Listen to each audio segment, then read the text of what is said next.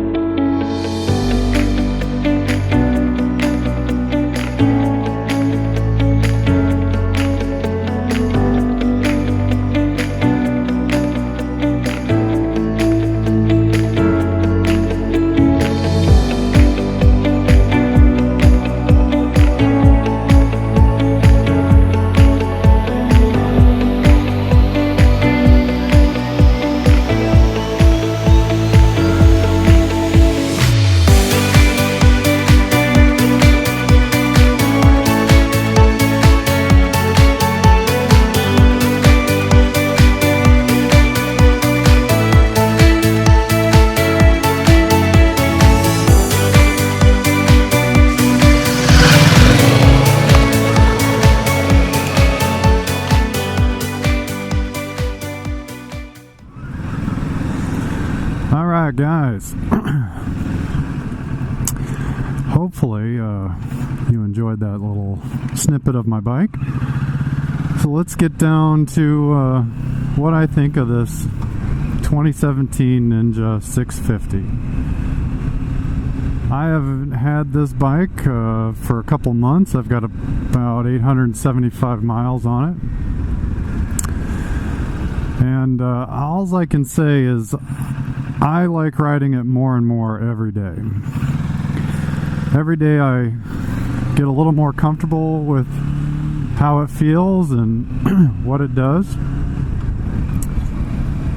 But this is a 649cc motor, parallel twin. It really has a lot of low-end power. So when you want to take off, this bike goes. The power is pretty consistent all the way through the rev range. I've only had it to about 104 miles an hour, but I still had plenty of throttle left when I got there. You can hit 100 in fifth gear, and I think maybe you got 20 or 30 more miles an hour on top of that. So the bike is got good stopping power. It's got dual Nissan front brakes, and I think they're pretty good. I don't know that they're Brembos or anything like that, but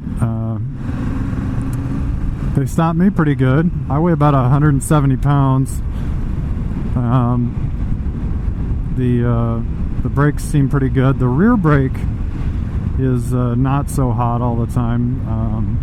I mean, it'll slow you down, but it's not going to stop you if you have to stop in a hurry. So the front brakes are where it's all at, but the fact that it's got dual front brakes is a plus to me. I know a lot of bikes in this class don't have them, like say the CBR 500 has a single front brake, but wow, we're going super slow, I see. Some of the things I really like, I like the instrument cluster that was updated this year for 2017. It's got a gear indicator now, which I guess the 2016s and older didn't have. It's got a good set of gauges. It's got a range indicator. It's got a keeps track of your miles per gallon, etc. So pretty handy, pretty standard by today's standards anyway. The mirrors are okay. I mean, I'm getting used to them. Motorcycle mirrors are not traditionally great, but I mean, I can see, I do have to kind of lean my head over to see behind me, but I can see the cars in either lane, and they're okay. I think they look pretty good, but from a purely safety standpoint, I don't know, they could probably be a little wider out. Let's talk about the suspension for a little bit. So I think most people who review bikes like this would probably say that the front suspension is a little bit soft. And especially if you're going to try and take this bike to the track, which I guess you can do. I don't know that I will be doing that, but for me, having a little bit softer front end is okay. I'm a little bit older, so anything to help soften the blow to my back is appreciated.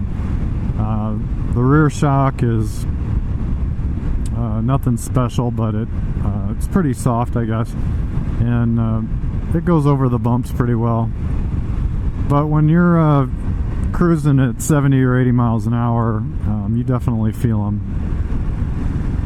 Wow, could there be more construction going on? This road's going to be shut down for 2 years. Well, they widen it to 3 lanes. So this bike handles really well. It's pretty light.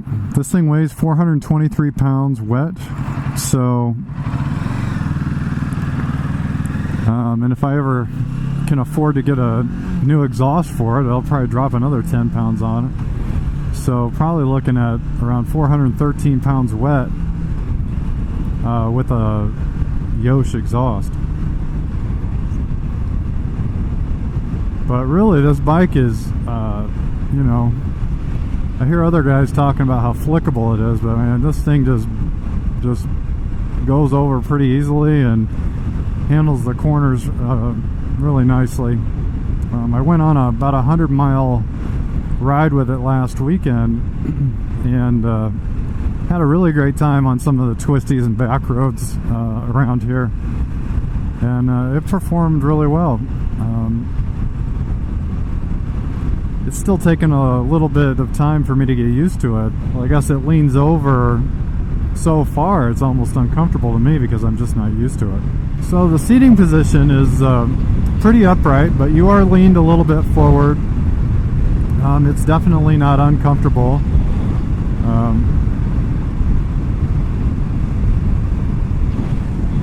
I can ride on this bike comfortably for a couple hours without my back being sore.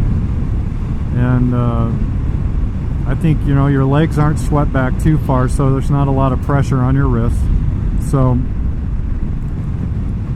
but, you know, you're still in a little bit of a sporty position. What this bike does do is it takes off like a rocket. You know, and it just goes. Just goes. And I love that. So my assessment of this bike is that it's got good power. It's very easy to ride. Once you're on it for a couple hours, it feels like you've been on it your whole life. It's good fun.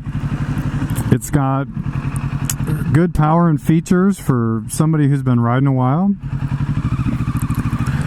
But at the same time, I think this is an ideal starter bike. I don't understand why, personally, why you would buy a 300 or a 250. I think this bike is every bit as light and safe. It's not got insane power at the high rev ranges. I mean, this thing redlines at 10,000 RPM, so I think this makes an ideal starter bike. And the upshot is, you know, it looks good. It's got good power, so you're not going to get tired of it. I mean, the thing easily does over 100 miles an hour. I think it probably tops out about 125, 130 miles an hour. That's plenty of speed for me. Maybe it's not for everybody, but As far as a starter bike goes, you probably don't want to be going much faster than that ever while you're learning to feel your way through how a bike handles.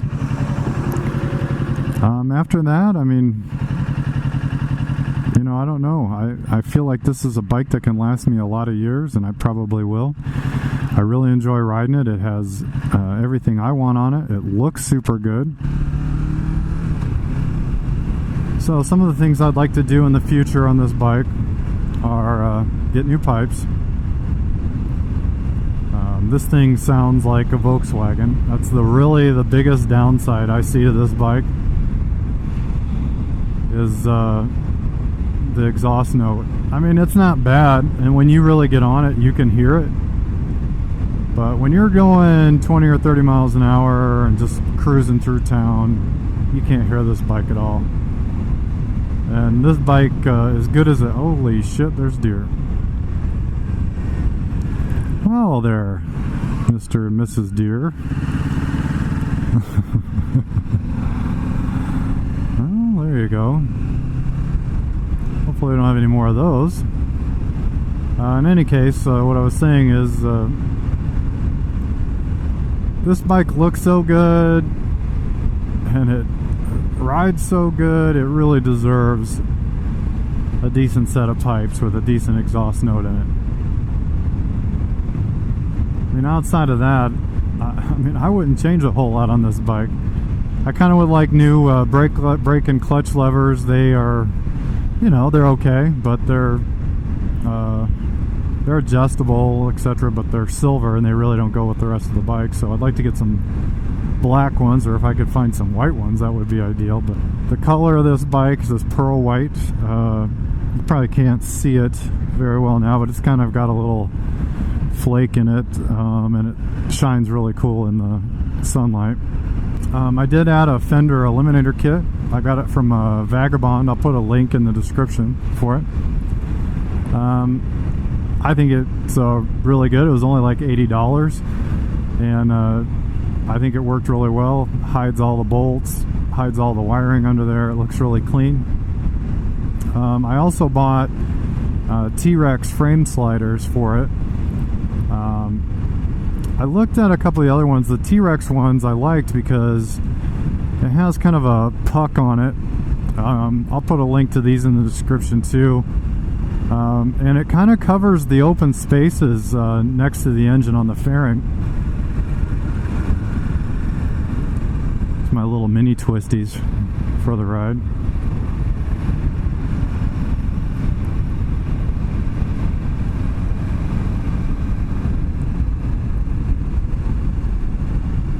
Yeah, this thing just turns so great.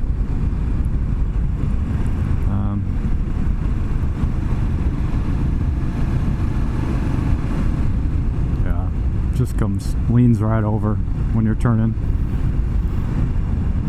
It's pretty awesome. So as you can see, guys, I really love this bike. I'd love to answer any questions you have too about it. This probably wasn't a great review, but I think it's safe to say I love this bike. I think it's a good starter bike, as well as a bike for somebody who's been riding a while, is just looking to get into a new sport bike. It's got good power. The seating position is really comfortable. You know, there's just not a lot of bad things about this bike other than the exhaust sound, but that's fixable. And anything that I don't like about this bike is fixable. The core mechanics of this bike are really solid, and I don't think anybody would be disappointed. So if you're looking at this bike and thinking about it, don't think anymore. It's a good buy. I think it's a good value for oh, this isn't a left hand only, is it? No, I don't think so. Yeah, but don't hesitate. So anyway, guys, if you have any questions or comments about the bike, you know, leave them down below. I'd love for you to give me some feedback on this video and how I'm doing with the channel, good or bad. I can take it. And if you like this kind of content and you want to continue to see more of it, you know, drop me a like or subscribe to the channel and help me determine what kinds of content I should continue making. I have a lot more content planned. I'm gonna try and get videos out as often as possible, but I'm really having a good time trying to work through bringing this channel online. It is a lot more work than I had anticipated. You know, you look at some of these other guys and I'm just like, I could do that, but it's really it's really quite a bit of work and quite a bit of effort. So my hat's off to some of the guys that I follow, guys like Chase on Two Wheels and Cycle Cruiser and all these other guys. It's a lot of fun, but I can tell it's going to be more and more work as I go forward, because I want to keep pushing myself and try to make good content. So help me out, tell me what you want, tell me what you like, what you don't like. That would really be handy, and I'll get a bunch of more videos out. So until next time, guys, thanks for watching.